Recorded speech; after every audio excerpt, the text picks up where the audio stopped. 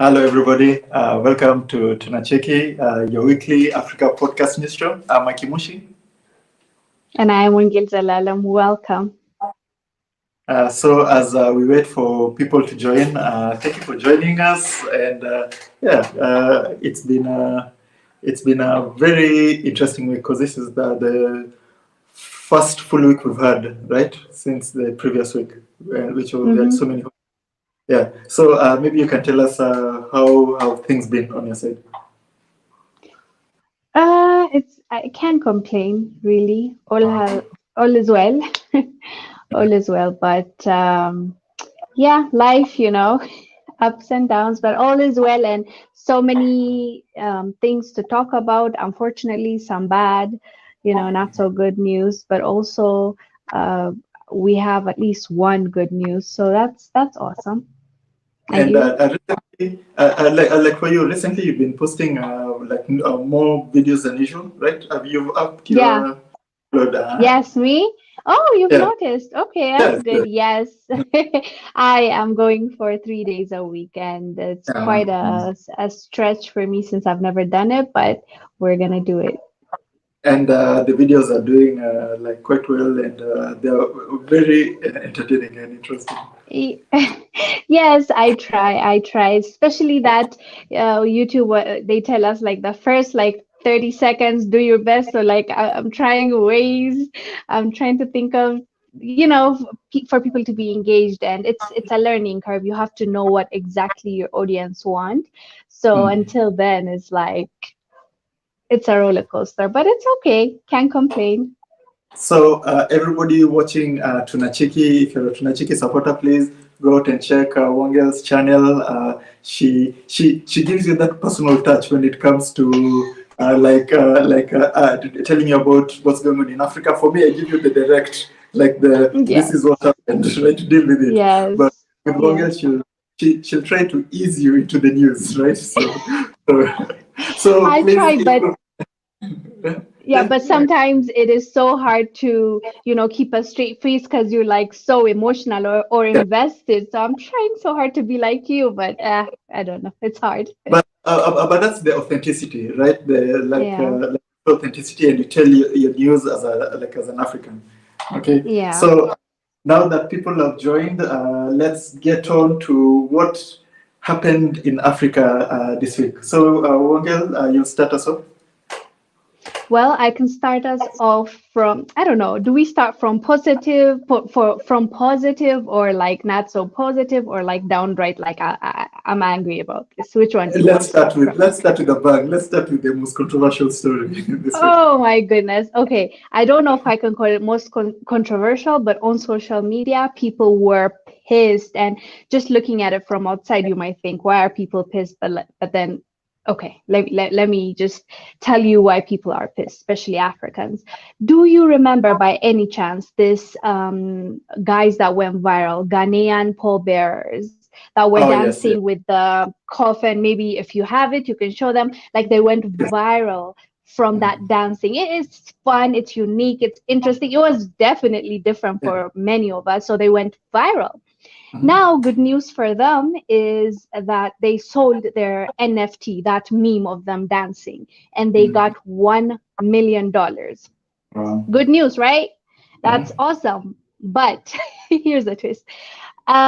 They have just announced, they came out and they told the world proudly that they decided to give 25% of that income that they have gotten to Ukrainians. Mhm. And 25% of 1 million means like $250,000. They are Mhm. going to give away to Ukrainians. And to be honest, like you donate to who you want, right? Like I can't stop. You can donate to the charity that you really want to help. I myself, I donate to the things that move me or like, touch my heart in a certain way and I want to contribute, right? The thing is not people were not angry because they were giving that $250,000. It is about where that is going, and their heart moved for those people that Mhm. are mistreating their brothers and sisters, that are until now refusing to respect us. We feel like very sad for what is happening in Ukraine. Obviously, we don't want to see war anywhere in the world, to be honest. But the fact that there are so many things happening on the continent and they didn't feel it, that shows you that their heart, their prayers, like was somewhere else, which was in Ukraine. And it's kind of depressing, to be honest. Good for them. As I said, we're not saying they shouldn't have, but do you think they've given the same amount, let's say another 25% to a cause in Ghana or anywhere else in Africa? What are your thoughts on this? So my thoughts on this are even like you can think it's planned, because I was planning to introduce a new segment to our our podcast show where we react to a certain thing that happened online, because we've been doing it just randomly, right? Where we show you guys some we share to the audience what is going on. So and this one I wanted you to react to it coldly, right? You've said your take on the Ghanaians, coffin dancers, donating a quarter of what they earned to Ukraine, right? To support Ukraine against the Russia war. So I'll share something with the stream, and also in the comments below. I'd like you guys to give me your honest opinion and reaction about what like I'll show you guys. Okay, so okay, I found it. So let's share the screen. Bear with me. This is the first time. It's not planned. So I was thinking of doing it. Okay, so. Let me see. Okay, bear with me, guys.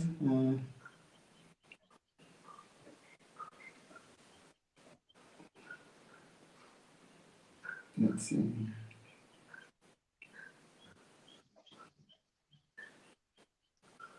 Okay, let me share it. Then we can react.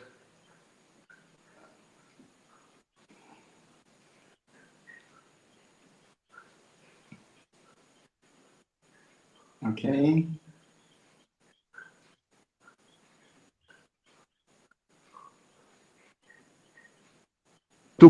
If you cannot sleep because of Russia-Ukrainian conflict, there are some advices to calm you down. First, imagine that this is happening in Africa.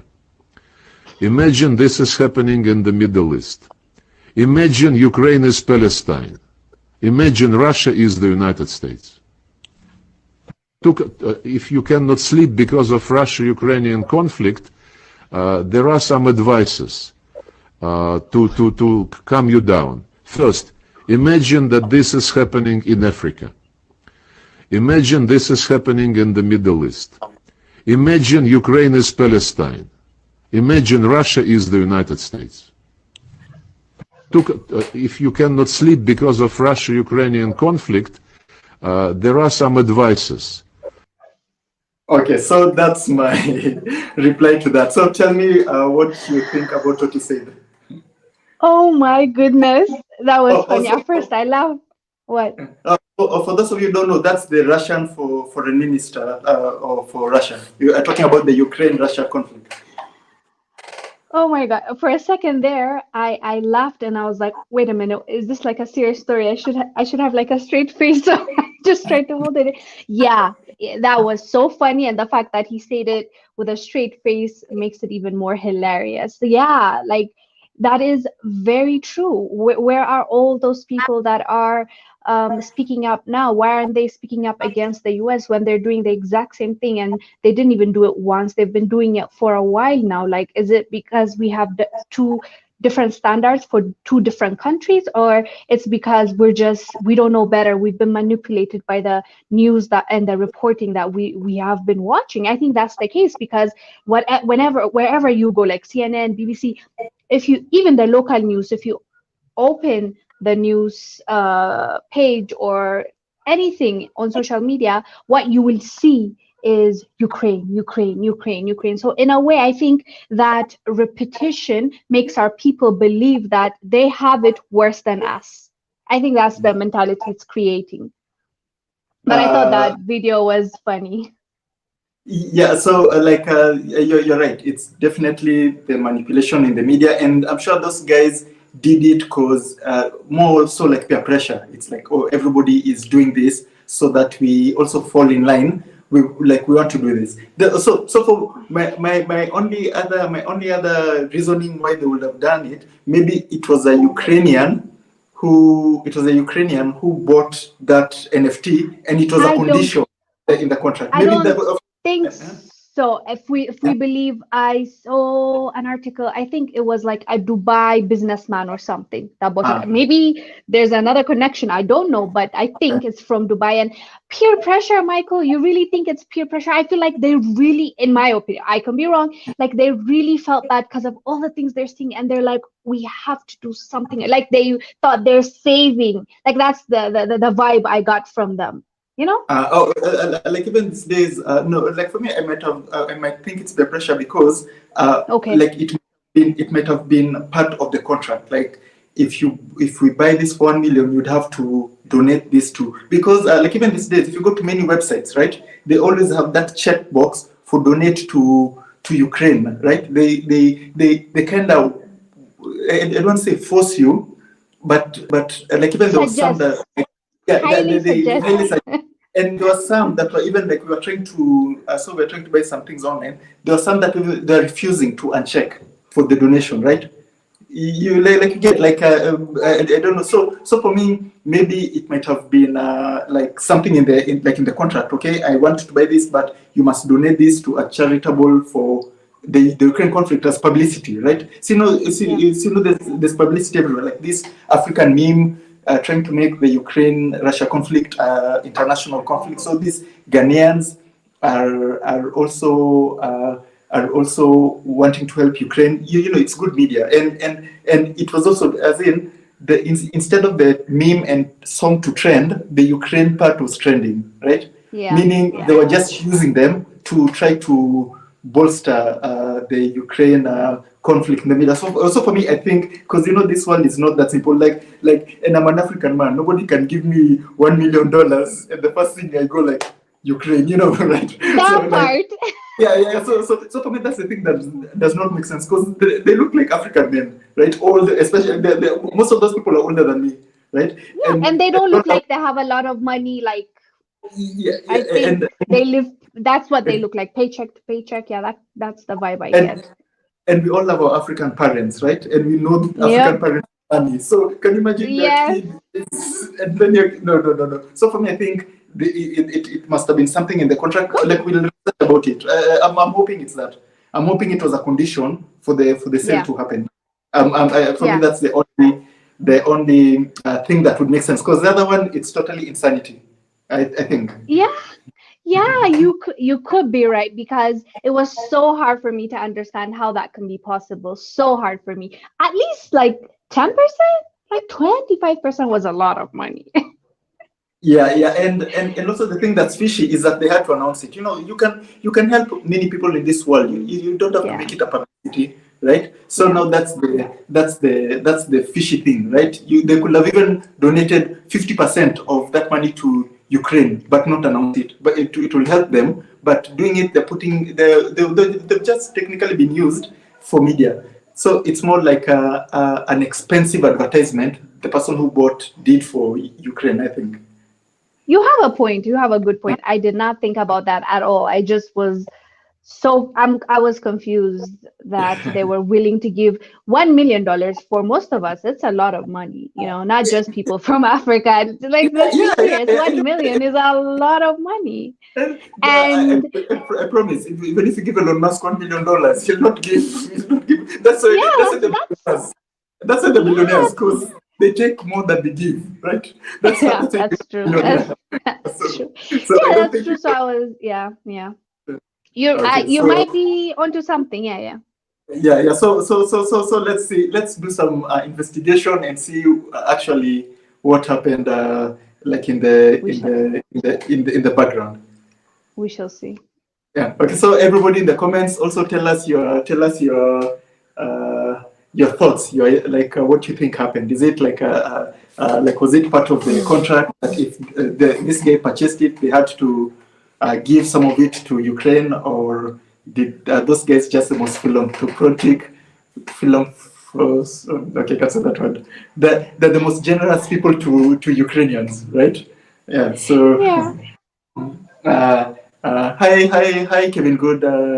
Kevin Good is like a very old school support of Tunacheki. It's good to see your.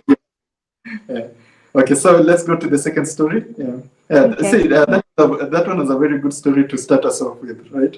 Okay. So mine, I'll also go a bit on the sad part. So this week, Kenyan farmers in the hills, I think it was Nyanyuki, they found an old like not World War II, a colonial era motorbomb, right? So they were just digging, they dug it up, and they had to call the DCI, like our police, to go and investigate and send a bomb squad to safely remove it, because those things are dangerous, right? So if the farmer, instead of digging around it, the farmer would have just dug it, that would have been the end of that farmer, right? Luckily, in Kenya, we don't have that much of a problem, but in other countries that have seen conflict, there's so many children, especially children, who get hurt by this. Forgotten mines, forgotten bombs that didn't go off, right? So the thing that irritated me about this story, it's how it was portrayed in the media, both local and international. It was portrayed like, oh, Kenyan farmers find bomb, think it's a yam, think it's part of the produce, right? Like they're trying to underscore the main importance of why that bomb was buried there for centuries. They're trying to underscore that it's the British colonialists who came here, used those bombs to kill our grandfathers, our freedom fighters. They used that bomb to steal from us, to exploit us, right? And then now it's being reported as in, ooh, fun, ooh, farmers find bomb and it's a yam, and oh wait, they're trying to eat the produce, right? So this is something serious that the Kenyan government should actually sue the British government to come and clean up all the mess they've left, right? And also pay damages for all the injuries caused, and not just in Kenya, in all the countries that have been. So like a good example, you've heard there's a small country in Asia called Southeast Asia called Laos, right? No. So Laos is known as the most bombed country in the world, right? During the Vietnam War, America dropped like millions of bombs. Even till now, most of Laos is dangerous just for normal people to walk, farm, and stuff, right? So all these countries should pay up, come do the cleanup, right?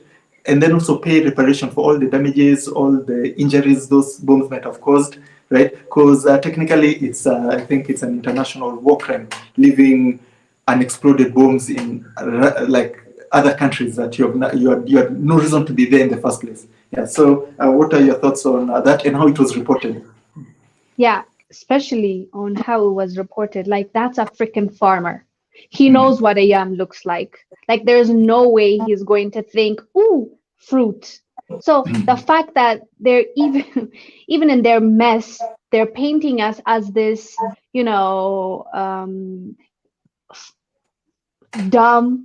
dumb people where we can't differentiate fruit from a bomb. It's an insult on its own. And this is why I believe telling our stories is really important. Look at you now, talking about this and clarifying on how the reporting would have just like, let me tell you something. Most people right now only read headlines. Most people, or like the Twitter, that feed that it just brings you one page and you look at it and you're like, oh, okay, this is what's happening. You don't even click on it to go in depth and really understand what is being said in that article. So most people, I'm willing to bet, are just scrolling and seeing that and they're like, haha, and they leave it alone. They don't even investigate as to why the bomb was there, who put it there, or who's gonna pay for anything that will happen if that Yeah, bomb would have went off. So they do it, by the way, this is by design. They do that on purpose so that we focus on something that's not important and leave the part where it will it will mess with their narrative. So for me, it's more about the reporting, but you're so right. Like there needs, like they need to assign someone to come here. Don't they have British troops around the same area yeah, that yeah, are training and stuff? yeah, yeah. So why don't they? Hmm. Yeah, like I think for me, I'd like the Kenyans to take care of it, right? Because we've waited But for so with long. their funding, Yeah, definitely. Like not even funding; it should be a fine. You know, funding means you want to help. A fine means yeah. you have Oh a yeah, you responsibility. have to, because that's your fault. That's something you should do. Yeah. Yeah, I yeah, agree yeah. with you, and you are so right. This is just it, it's usual, but I think as much as it gets tiring, you should always tackle their narrative and always speak up, because this is nonsense, and I'm sure the farmer knew exactly what it was. Yeah, definitely. Like he like it's like me. I find a computer, then I'm like, oh, mine finds paper, right? I deal with computers every day. I know what a computer looks like. He deals with yeah, Exactly. vegetable. He knows what I am looks like, right? Yeah. So Exactly. so now let's go a bit positive. We've just gone Ooh, okay. negative. Okay, so now it's your turn. Yeah. Okay, if it's my turn, which positive? I have for my ladies, if there are ladies watching, Rihanna is launching her Fenty Beauty and Fenty Skin in Africa.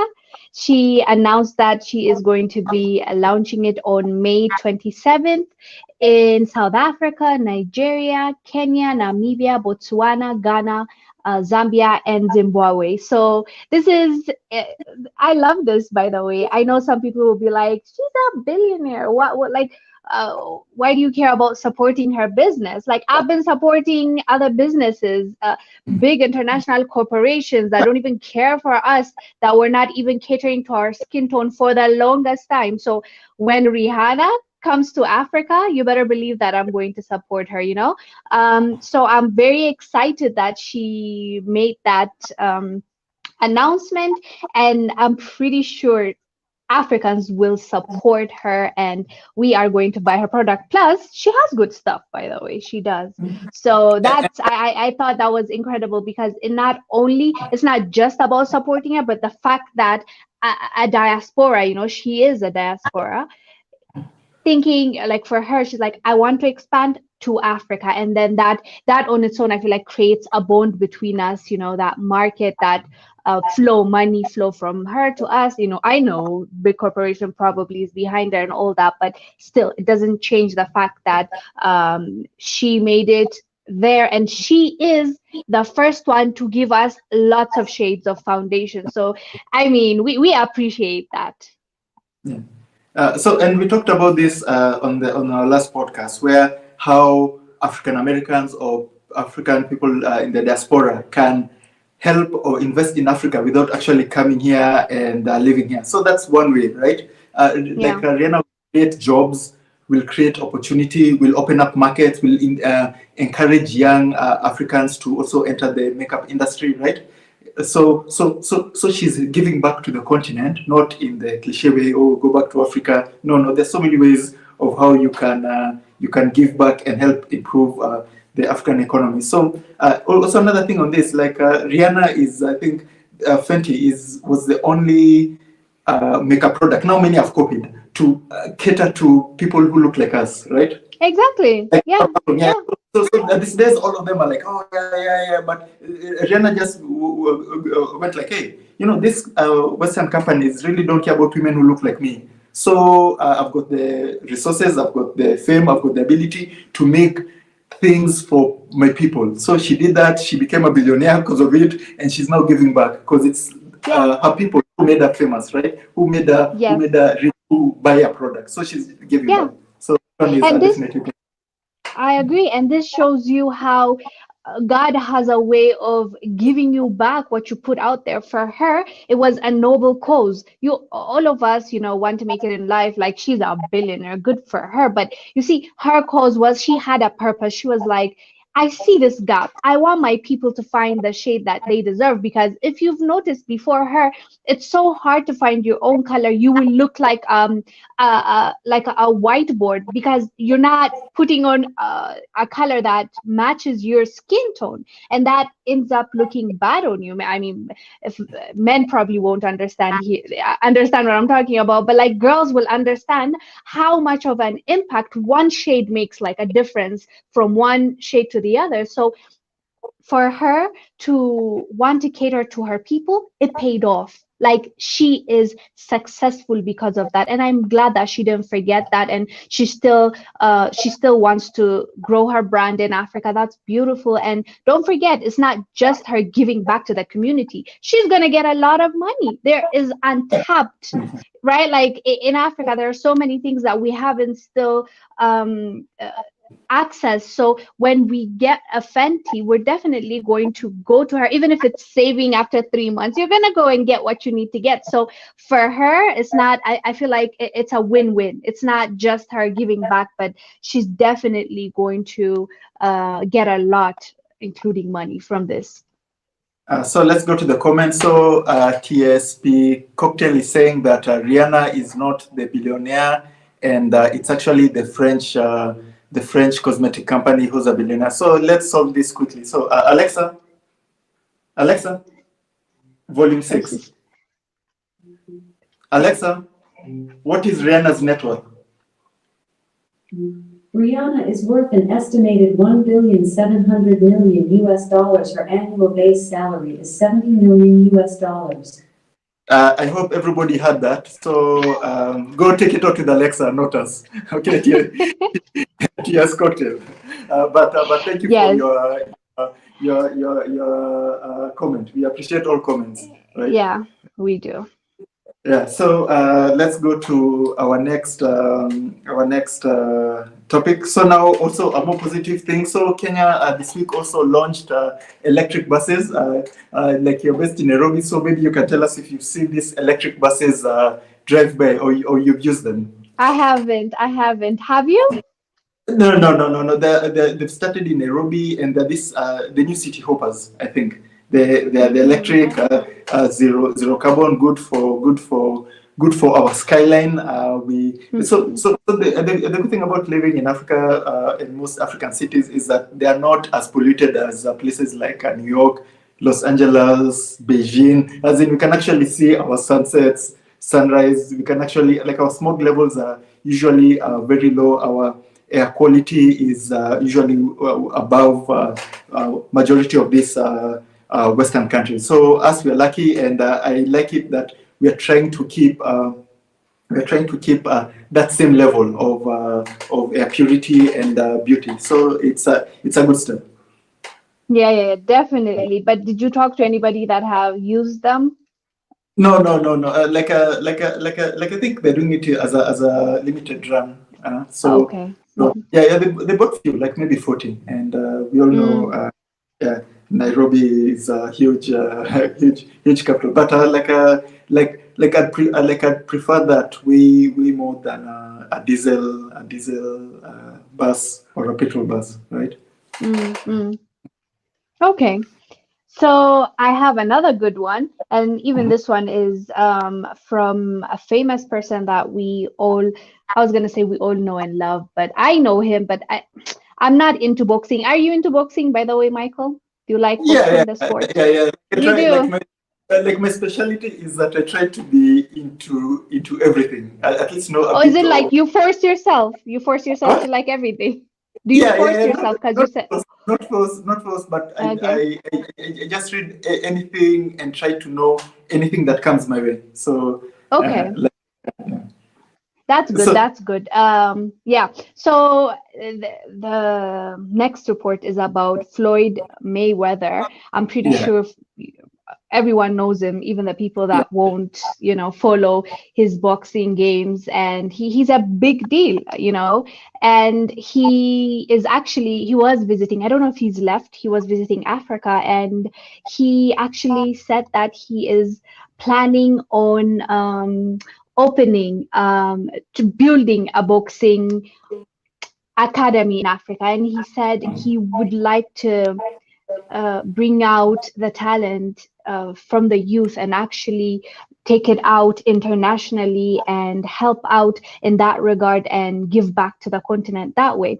And I thought it was really, really wonderful, even though, as I said, I'm not a fan of boxing. It's a bit too violent for me, but I get the appeal. I know a lot of people like it. I know, especially if you're the boxer and you're good at it, you're going to get opportunities, you're going to get money, you're going to get to change your family's lives and your life. So I appreciate that because of that. And it's a sport, right? So I'm just so happy that he has promised to do that. And he said, don't worry about the trainers, because I'm going to make sure that I am going to bring the best. And I know for a fact Africa has really good talent, because the people that are making it out there right now in the boxing realm, there are Africans that got a chance and they're really good at their craft. So he's like, I want to tap into that and I want to connect in that way. And I thought it's good because I know it's going to bring opportunities and they're going to learn from the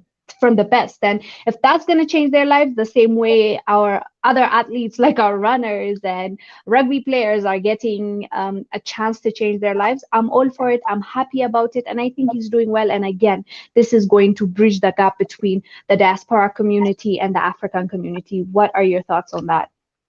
So Floyd Mayweather is, I think people always argue he's the pound-for-pound greatest boxer who ever existed. He's never lost a match. He's super successful, super rich. And it's a good thing he's giving back, especially, and this has been a trend for fighters, especially African fighters, like the UFC heavyweight champion. It's called Francis Ngannou. He's from Cameroon, right? He's also building a gym back there. Israel Adesanya is from Nigeria. Mara Usman is from Nigeria. They're all taking that knowledge of combat sports. So there's even a comment here. Like I always like interacting with the comments. So it's called Reddit. He's saying we don't need. It's an Ethiopian name. Yeah. We don't need a boxing company. Build something technological or economical projects. It's so stupid. So this is about it. Like everything works with balance, right? You can't just have scientists, right? And also one thing people always get wrong, these things like boxing, martial arts, karate, kung fu, like most people always think them as foreign, but all of those things originated in Africa, right? It's them who copied us and gave them names. Yeah. Most of this, like I didn't know that. Like all of these fighting techniques, they were all copied from like African fighters, African warriors, and it went out. Then they took them, they made it theirs, right? So when an African is like learning boxing, it's more of like a cultural experience. Fighting is more of a cultural.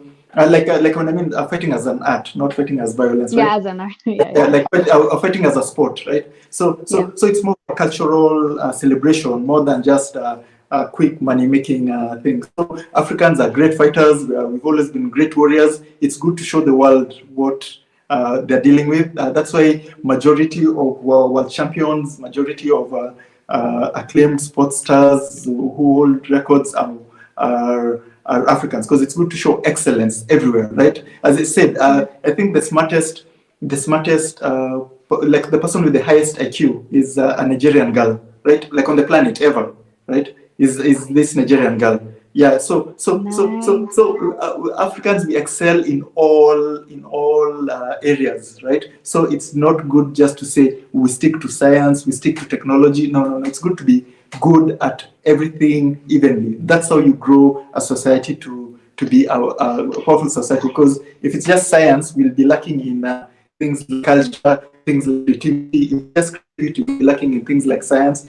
If it's just boringness, so like we need to be evened out. So it's important that we are investing in boxing. It's important we're investing in MMA, in the UFC.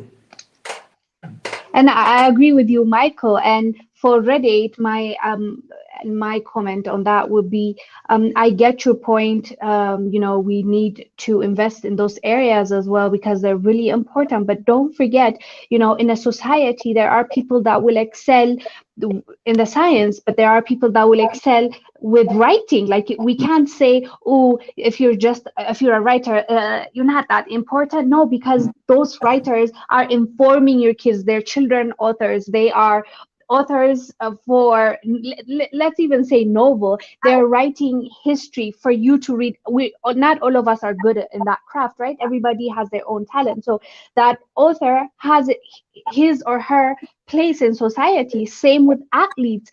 That's gonna help. That's their purpose in life. All of us have different purpose, and if it's boxing, as Michael said, if it's as an art, we're not saying like violence. That's not what we're talking about. We're talking about as a sport. If it's going to bring exposure to that country, if it's going to bring exposure to that talent and money back into the economy. But and also don't forget, there it helps with, why do we celebrate athletes like our runners, Ethiopians, for example, because I believe the comment was from Ethiopia. Like, it's because they let our country be known to the world, and that's a huge thing. That's a good thing, because people will say Haile Gebrselassie. I know for some people he's just a runner. No, but he's a national hero because he was able to bring our name out there in a good light. So I believe all of us have different purpose in life, whether you're an athlete, author, scientist, physician, a teacher, and there's a place for us. And I believe even sports, like, I think that's the one thing we neglect, and that hurts us a lot, because this people tapped into that because they don't even have their own. As you mentioned, majority of the winners are like from African descent, right? What does that mean? They're being called American because they were born there, or like they were taken there, or they changed their nationality because of that, but like they're from Africa. So that benefit, whatever that man could have achieved, now goes to that country. And I believe we need it as much as that country.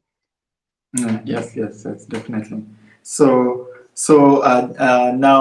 Now we should have more Africa. And today we have a theme of African Americans or people with African descent bringing back something to the continent, right? So that's like always a positive. And you don't have to be a billionaire or a millionaire or super successful to do that. I think you can start with anything you have, right? Just see what's going on in Africa, see the scene, try to connect with people, try to network, right? Just don't stick to your bubble and get knowledge from the news or from people in, let's say, in the West. No. Meet Africans online. These days, with the internet, the world is open. There are no more borders, right? These artificial borders. So like you can start from now. Like, always encourage people in the diaspora to reach out to Africans, and we continue networking. Yeah. So in other news, so the assassins of Thomas Sankara, right? His best friend Blaise Compaoré. Oh, sorry, allegedly best friend or betrayer Blaise Compaoré, and his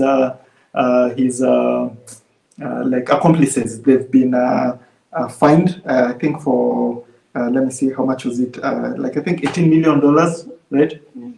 To pay off to the family of Sankara and anybody else who got hurt or affected by what they did. So, like, what do you think of that? That they're trying to get justice for Thomas Sankara.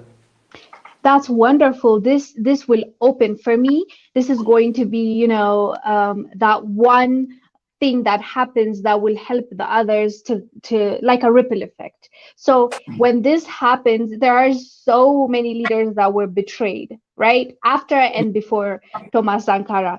And it's going to show those people that you are going to pay a price. Your mommy and daddy, like, let's say America or whoever paid you, they're not gonna be here to protect you, or they'll just throw you away once they've used you. So it's a good thing, it's a good start. I don't think it should end by them paying the money. They should also serve time, which I'm pretty sure they will, because like the sentence was like life sentence, something like that, right? Yeah, yeah.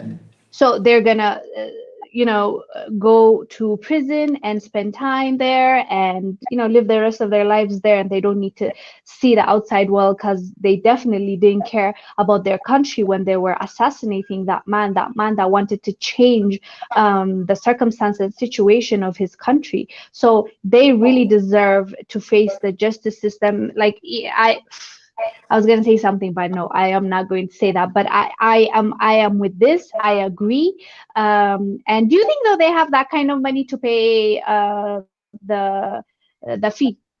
So even in the comment for when we did the news, people were like, it will be peanuts for them because the amount of money they received from the CIA to betray their president, right? So and then this one also comes to like my question is like Blaise Compaoré and the people who betrayed Thomas Sankara and assassinated him. Thomas Sankara, he was the like one of the best presidents Africa ever had, best leaders Africa ever had is from Burkina Faso. So do you think them, them they were just accomplices or paid to, they're like the hitman, but people are asking, should France, who allegedly called out the hit, also face justice? Should countries like the US, who are part of assassinating Patrice Lumumba, right, or countries like Belgium, right, all these countries that interfered with these African leaders and used greedy, inexperienced, and uneducated, just some plain right bad African leaders to betray and kill off their fellow brothers just for a little bit of money, a little bit of power, and in the long run, allowing these Western countries to fully take over Africa, new colonize Africa. So do you think the main villain, right? The boss. I call them the bosses. Should you think we should also, like Burkina Faso and other African countries, should also now start looking for those people? Because Rwanda had already. Absolutely, they should. Yeah. So I don't know how easy that's gonna be, but I think we should try. Now it's your turn. Oh, okay. So mine, this is the last one actually, and I'm just noticing most of the reports I brought to you today are just good news. So I'm happy about that. I'm really happy about that. Sometimes it's good to keep the balance.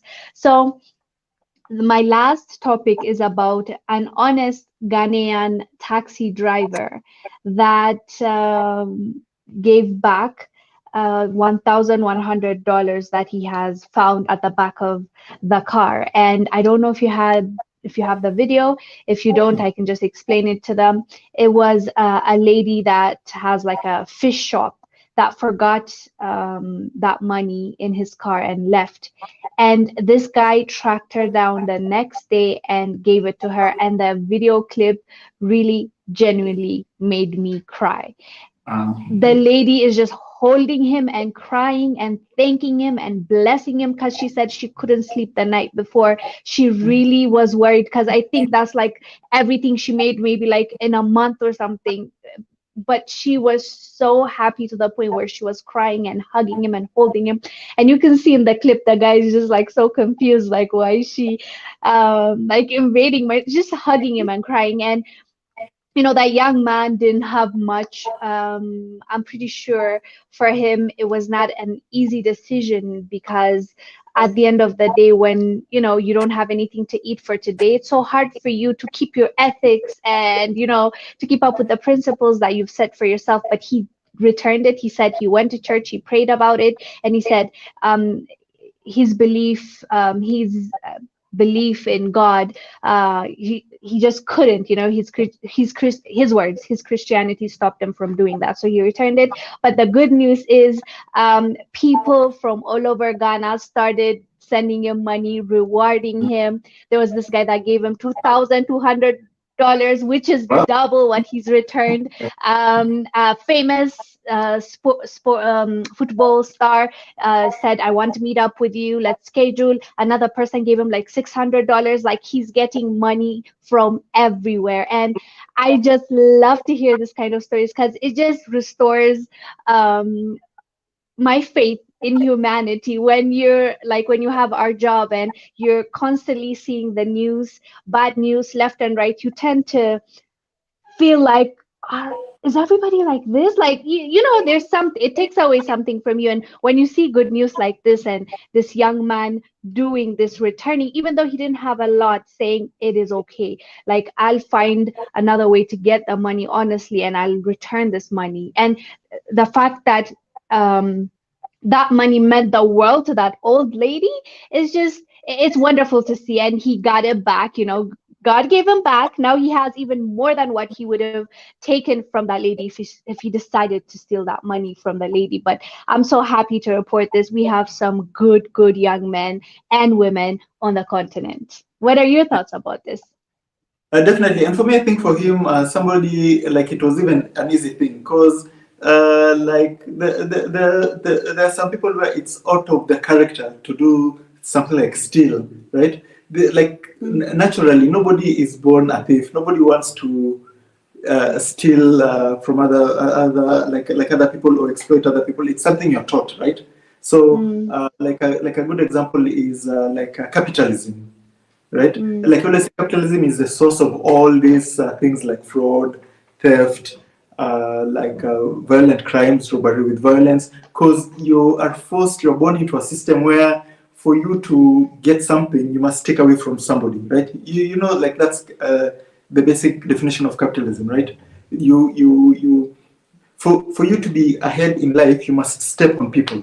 That's capitalism, how it works. For you to have money in this world, you must exploit some people, right? That's the definition of capitalism. So, and things like capitalism are very un-African. Our forefathers didn't grow up in that capitalistic mentality where, hey, I've got these crops. Let me try to go to my neighbor and sell it. Like, I keep the good ones and sell to him the rotten ones. No. Like Africans, like, our culture was genuine. You have these crops, you take your best because you're proud of what you've done. You take your best to go and trade to somebody, and that somebody gives you the best. But capitalism is actually the opposite, where you take your worst but try to get the most from the other person, right? Basically, that's how almost every business these days works, right? You try to make your products the most cheapest, so you maximize profits. You try to sell it the most expensive, so you still maximize those profits, right? So living in a society like that makes you a product of that society, right? So that's why, like, you see in areas that have poverty, of course, they've got high crime rates, right? And I'm not giving an excuse to people who steal or hurt other people for to get money, but everything has a reason. These people just not wake up, you know what, I'm going to be a thief, get a knife, go out, stab people and take their money, right? It's the product of a society that does not allow them to live their genuine life, right? They're forced to do that to survive. So I'm sure that Ghanaian, in his instinct, natural instinct, he was like, hey, this woman works hard for her money, I should return it to her. And as a reward, as I said, like, Africans are always giving, genuinely giving. They return back more than even he gave back. So for me, I always think that's one of the major problems when it comes to the current systems that Africans are forced on. First of all, it's this democracy. Second is this capitalism, right? If Africans will just come up with their own versions of governance, their own versions of economic and building the society, I think we will be way better off than using things that were forced upon us, right? Because no African country chose capitalism, right? It was forced upon us.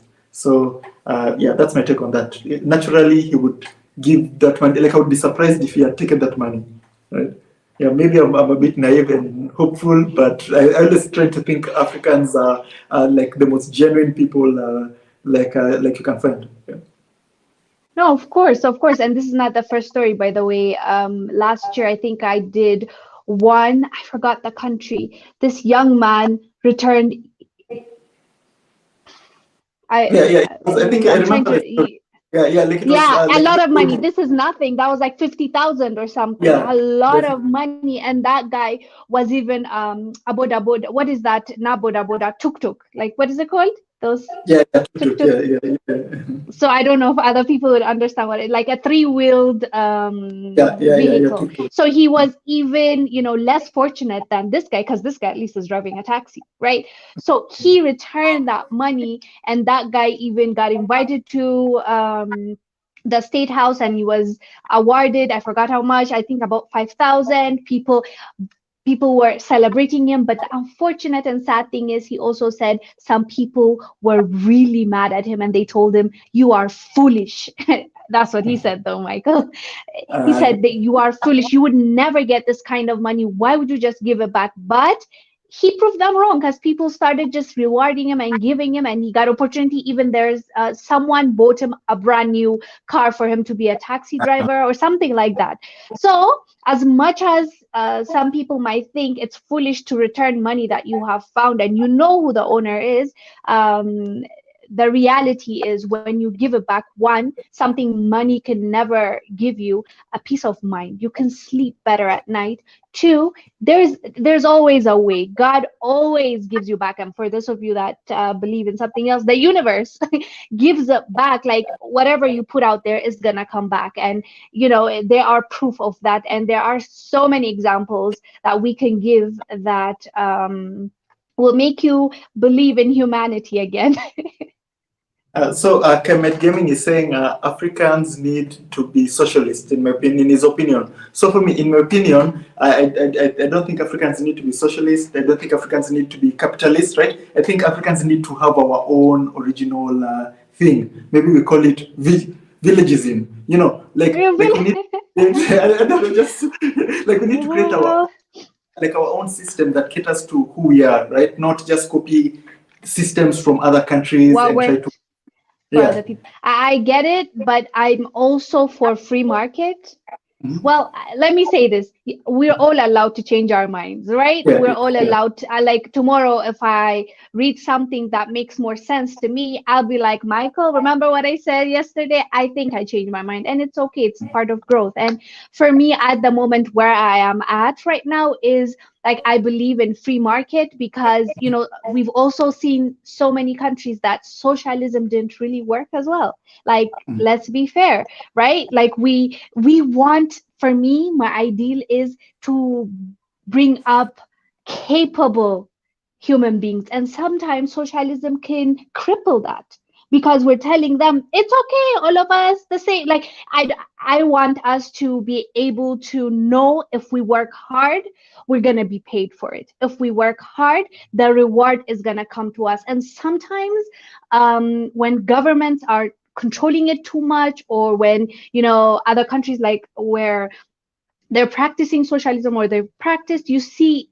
it not working as much as you would want it to work. So maybe there's like a hybrid of free market where all of us can thrive and like work hard and there's still a reward, but also there's a way we can give back, like countries like Sweden. Like even though the government taxes them a lot of money, they also make sure there's quality public hospitals or education or like transportation, and they do get what they pay for, right? You know what I mean? So I don't have all the answers right now, and I can't say this is perfect, but what I know is for each and every country or continent, things work differently because all of us are created differently. Our culture is different. So that's definitely something us, the youth, need to discuss and talk about more and figure out what will work best for us so that going forward we can, push or pressure our governments to follow that path. So for me, like I always think, like free market is one of those words that are oxymorons. You know, they mean the opposite of what they're supposed to mean. Like they maybe the United Nations, right? There's nothing united about the United Nations or the Commonwealth. I get it. Right? Yeah, Yeah, I get it.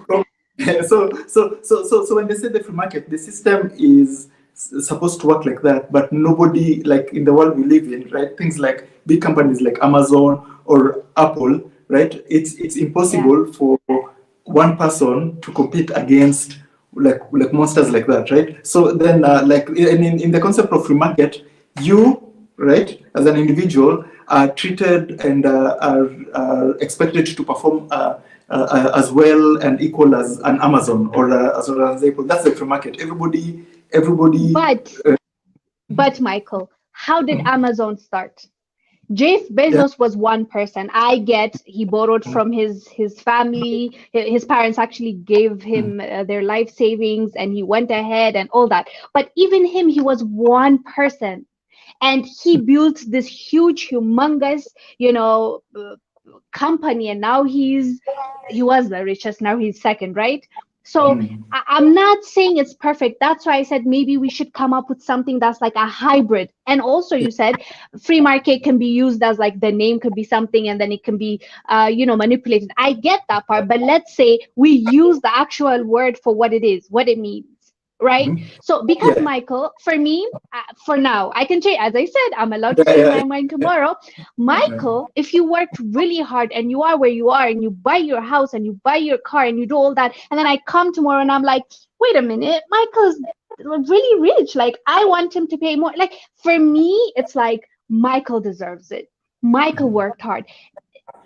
I want to instill the younger generation when they're growing up. I want them to grow up thinking, one, if they work hard, they're going to be rewarded. Two, they don't have to be jealous of Michael or try to tear him down or take more from him, because they're like, everything works perfectly, so I can even achieve. I want them to be inspired by Michael. Like, I know maybe I'm reaching for a perfect world, but I'm just saying I'm not in that bandwagon of like, I hate rich people should, no, like, especially if they worked hard to get it, I want the same kind of opportunities to be given to my kids so that they can compete and become something in the future. So now for a free market to work, you gave an example of Jeff Bezos, right? You'd assume Jeff Bezos lives in a free country or in a free society. No, he doesn't. He lives in a very highly racist, highly segregated society, right? So let's say Jeff Bezos and some random African American, right? As you said, they both work the same, like they both have the same ideas, they both have the same like drive, they both make a business. Jeff Bezos will be successful because he's white. He grew up in he's in a white collar environment. Like, African Americans cannot get loans from banks, right? Like it's a fact, right? So for a free market to be like a free market, it means it must be predecessed by everybody being equal and free. But we don't live in a free and equal world. That's why we say equality and equity. There's a difference. I get that. So the ladder for the free world is like this, right? So Jeff Bezos started his where's my camera? Jeff Bezos started his career and ideas here. Somebody in maybe Rwanda, Kigali, is here, right? So then the market is like Jeff Bezos in 1997 and this guy in 2002 are equal. No. Because that person, even if he works 24/7, as in they call it like glass ceilings, right? He can never break the barrier because of who he is, where he is born in, in the world, or how society perceives him, right? So and I'm not saying like there are no African American or billionaires or African billionaires. They are, but all I know is that they had to do way more to get there than somebody like a Jeff Bezos or an Elon Musk or a Bill Gates or a Mark Zuckerberg, right? They had to do way more. So and then like the idea of also like socialism, and this is something the media always do, right? They always give bad examples of like countries that use socialism, like which one, like Venezuela, like countries that fail. But countries like Denmark, Finland, Norway, like all Nordic countries are in a socialist system, right? Yes, but what are they? But what are they doing though? They're still not saying that they should not. There is still, like, if you want to create something, you still can in those places. The government doesn't take full ownership. But see, like even socialist is like the way I was saying last time about anarchism. Something people take a certain concept, then they manipulate it to bring out their points. Like so, it's the West that corrupted socialism to mean that it's the government that's controlling, taking all your money to scare people. But socialism just means that there's equal distributions of basic needs, right? So in countries like Denmark, you'd always have free healthcare for everybody, the billionaire and the person making zero, right? You'll always have free education for everybody, right? But you see, the socialism that America tried to scare the people is that the one that happened in communist Russia, where the government is taking that money and just rewarding its friends, the oligarchs, right? So that's the socialism people like the US and the West want people to see. They don't see the socialism in Denmark, in Finland, in Sweden, where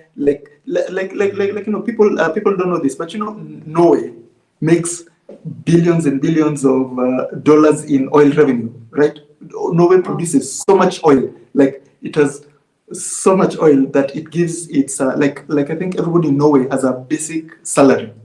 Even if you have a fancy job, even if you're like you're a student, like the government, because of all the money it's making from their oil, they're selling, right? They give it back to the people if you need it or not. If you don't need it, you can give it back, because they know if let's say there's a billionaire in Norway, he'll just not collect his check because he knows it will increase to the people who are like low, right? That's why there's so many like Africans who always try to go there, because they know once they're in the system, they'll be okay, education-wise, health-wise, right? But if you go to a country like the UK, if you're African, or if you go to a country like France, if you're African, you know it's like you're playing, like it's like you're risking your life. You can sleep in the streets and freeze to death, right?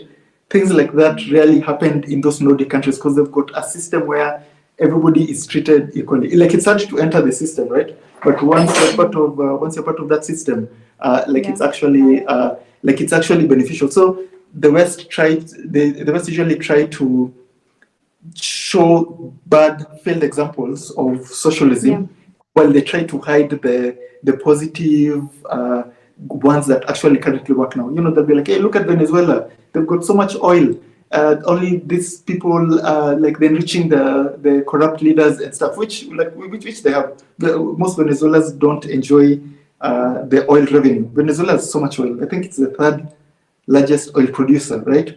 Norway has as much they're in the same range. Norway gives back all the money. Like I think if I'm not wrong, Norway had so much oil revenue last year, right? Like I think it invested how much? I think it invested 50 billion back to the, as in they've got so much money they don't know what to do, right? So but instead of that's a great place to be. Yeah. So instead of enriching, like it could be any country. Instead of like Nigeria, like I think Nigeria has more oil than Norway, right? But like, what's the example? What's happening in Nigeria? Because they're in a capitalistic system where how is it? Everybody is for themselves. Everybody wants to there's no hey, I should do this for the betterment of other people. Everybody's like me, right? Yeah. You've got so much, but you still and for me that's why I'd always like I said, I'm not saying Africa should be socialist or capitalist. We should find our own balance, right? But for me, that's why I always favor socialism, right? Than capitalism, because capitalism is like America has like how many? Like I think America has like almost like 3 million millionaires. I think it's the country that has the most millionaires. Yeah, and that's like 97% of the wealth in America, right? So the 1% own majority. So if you go like America is about free market, the best, anybody can make it. It's a good marketing slogan, right? And there are some few people who make it, right? But as long as 97% of your population is still living paycheck to paycheck, right? You are an accident away from being financially ruined, right? Most people in America live on a credit system. Like you borrow more than you borrow more than you make, right? But when it comes to capitalism, they don't show you the day-to-day hard life of normal Americans, right? Or even that's a good coincidence. Yesterday, I was watching a video why America is the worst country in the world to live. I'll share it. This guy was reacting to it. He was an American, and it's just like, yep, they've got America has like the best, the worst healthcare of any. That I've heard, yeah. Like not of any country, but of any countries of the same peers, even lower, right? Like I think Angola has a better health system than United States, right? America is the country that treats the workers the worst, right? Like in America, like women don't even get, I think, maternity leave, or they don't get paid for maternity leave. Yeah, it's like, yeah. Like there's some things over here that you expect it to be normal. Like maternity leave is normal. Even in Kenya, didn't they introduce paternity leave, right? Yeah, men get, I think, 2 weeks. Yeah, 2 weeks, right? And it's paid. But here in America, those are like magic. Like you're telling people, they're like, wow, like those things exist, right? So this idea that capitalism is so good in America that people are making it in America, working out in America, it's just marketing propaganda. Life in America is extremely hard. They just find a way to. Hollywood exists, so right, you can tell, you can story. But like for me, like more countries are doing way better than America, the most richest country. And being rich doesn't mean everybody's rich. It just means a few are rich, the rest are just trying to handle. So that's why I'd always favor socialism over capitalism, because at least there's a safety net for people who are just unfortunate, or you can just have bad luck. So in some countries like Denmark, there's a safety net, right? In America, if you get a disease like pneumonia, it can be a death sentence for somebody who's living paycheck by paycheck, right? In Denmark, even if you have no job, at least I can get full healthcare. And their healthcare is, like even in the UK, they usually have good healthcare. The healthcare is, as in if you're a billionaire or just a commoner, like you're treated the same. If the billionaire wants to go to a fancy private hospital, they can. But they can't go there and be like, hey, I'm a billionaire, I want to be treated differently. No, they'll be told wait in line as the normal people, and they'll be treated equally. So that's what I love about systems like that. Yeah, but I think like that one we'll have to talk more on it. Like I think we should definitely. That's something I believe we need to take seriously and research and do more in depth. We need to educate ourselves basically, because it's important. It will determine which way your country will go basically. And right now at the moment, I think priority wise we should focus on economic growth, but as we said before, we have to talk about everything at the same time. Even if we can prioritize what should go up first, what is urgent, we can still have a discussion about all these things, because it's going to impact us either way, right? It's the degree that it differentiates. But right now for us, I believe Africans, economic growth will come first, so that we at least feed the masses. Everybody gets to eat twice a day, and we'll be happy, and then we can move forward. But yeah, it's definitely something I want to educate myself in more, because I think it's gonna make a huge impact on how we live basically. Definitely. And then also like there's also this idea that if you're a rich country, economically sound, you produce enough food. That doesn't necessarily mean that you will feed your people. So a good example, America produces more food than it needs, right? Yet I think is it 10% of Americans sleep hungry, like they're starving, right? Like imagine a country is producing surplus where in some areas they're throwing it, like into the garbage. Yet some people in that country, like would you rather be in a country where you are hungry because there's not enough food, right? At least you'd be like, there's not enough food. But it is what like, it is. how bad is it that you're hungry in a country that's making more than it needs, right? So you see, now that's why things like things like some systems really doesn't work economically successfully in the stock markets. You can have a high GDP, but that doesn't mean your people are safe. You can be struggling like economically, maybe like Rwanda. Like Rwanda is not like among the richest country in the world. Like it's a growing economy, but I'm assuming Rwanda is really trying hard to feed everybody, right? Like government is really trying to make sure people have food, trying to make people plant their own food, right? But a country like America really doesn't care about the small people. It cares about just the 1%, right? That's why somebody like a Jeff Bezos during coronavirus, he got aid money during they can easily come up with $23 billion to send to Ukraine, but they're still starving people in the United States. Just because you have money, it doesn't mean you necessarily use it to help your people. Yeah. So well, but I'll send for you that video so you can just be shocked at how things are. You'll be like, wow, thank God I'm in Kenya. Because there's some things us here we take for granted, right?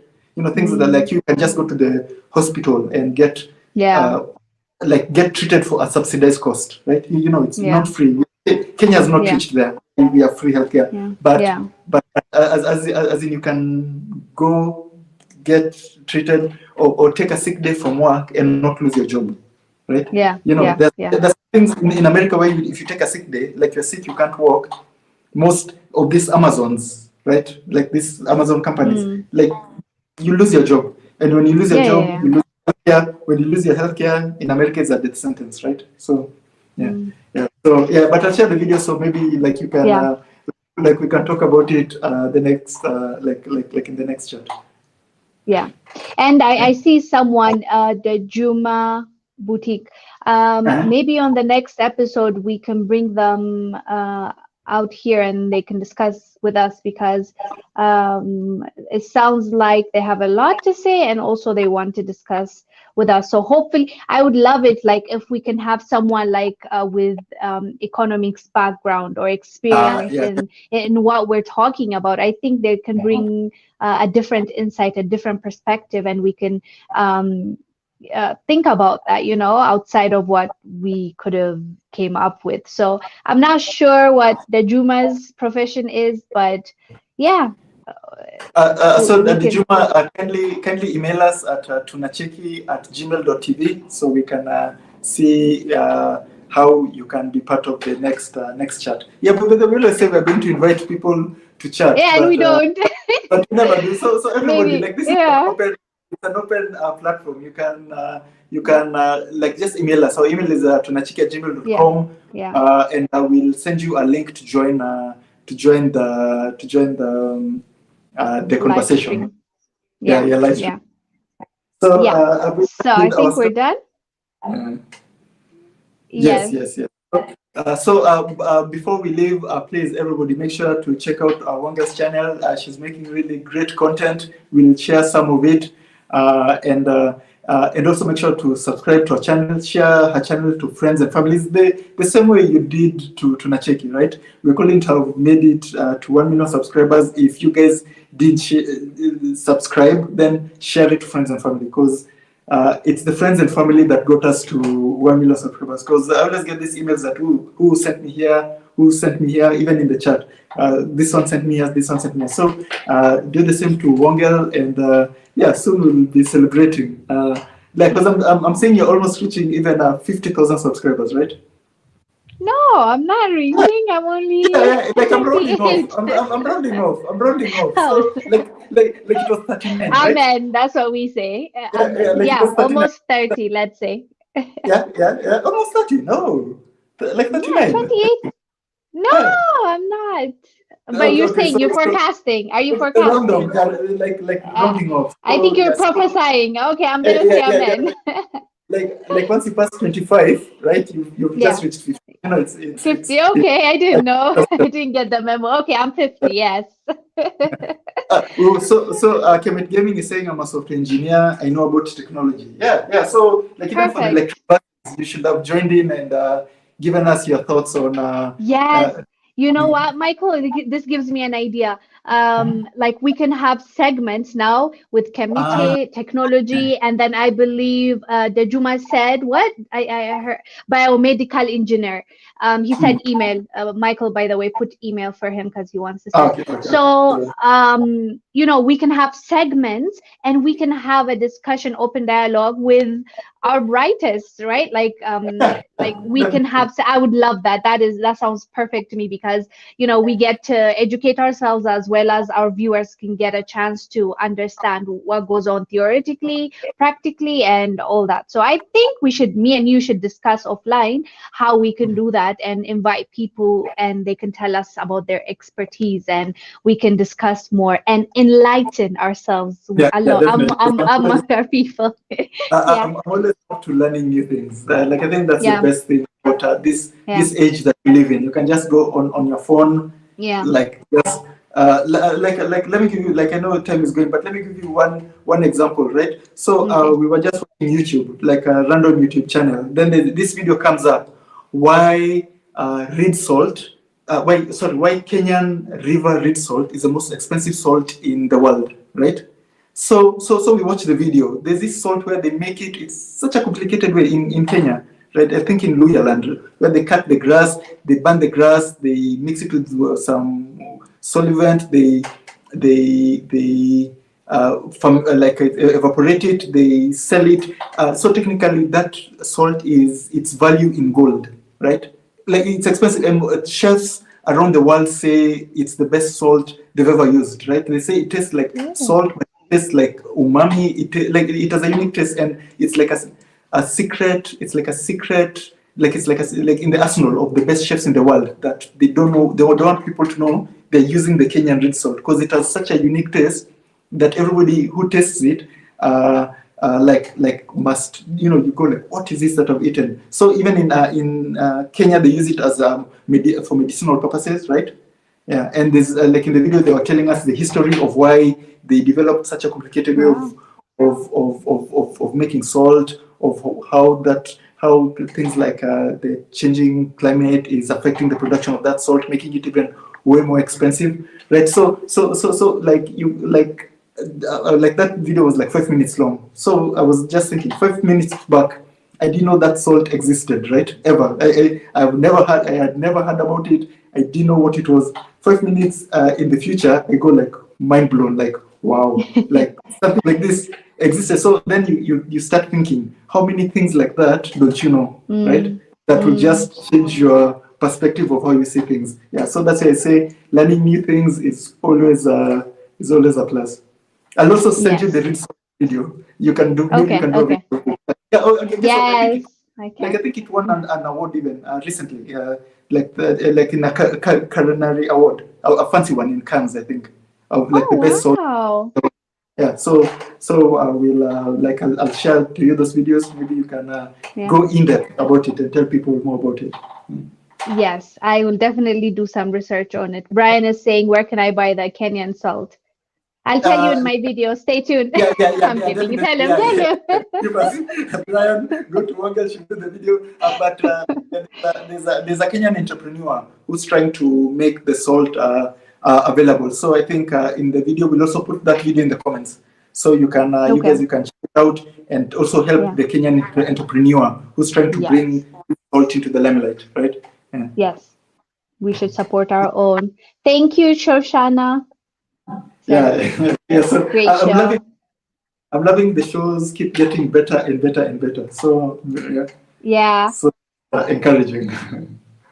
definitely. Yes. And thank you so much. You guys are really engaged, and that helps us because it's like a conversation. It's not just us, yapping.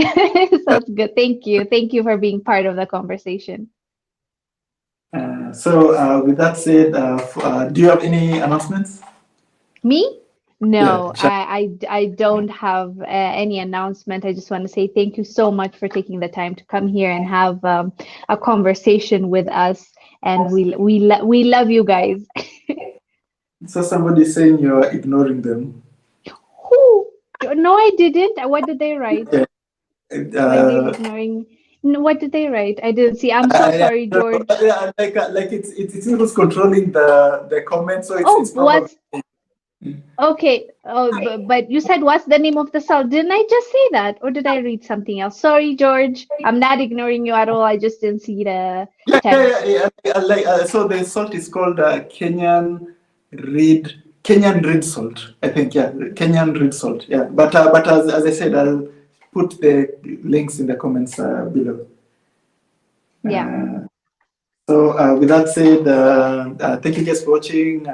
We appreciate you guys for joining. After this video, go to Ongel's channel immediately. It's a must. It's a choice. Everybody must do that, right? It's a requirement. Yes. So with that said, have a lovely day. Yeah. Thank you All so right. much, all of you. Have a blessed night. See you next week. Okay. Bye, guys. Bye.